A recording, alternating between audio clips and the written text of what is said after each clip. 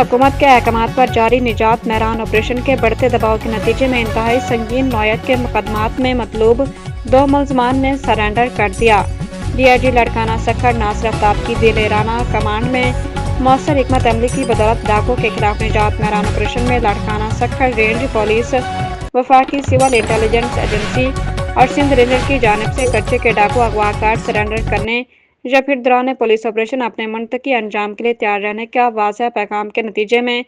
Ghotki police की अहम कामयाबी। मुतादिद मुकदमात में मतलूब 2 मुल्ज़मान राजू वाल्द बडू शर और रफ़ीक उर्फ रक्कू वाल्द लाल बख्श शर वालों ने गोटकी पुलिस के सामने सरेंडर कर दिया। सरेंडर करने वाले मुल्ज़मान संगीन नौयत के मुकदमात जिनमें कत्ल, दहशतगर्दी, पुलिस मुकाबलों समेत दीगर संगीन जराइम में इंतहाई मतलूब थे। सरेंडर करने वाले मुल्ज़मान ने जराइम की दुनिया से तौबा करके पुलिस के सामने सरेंडर करते हुए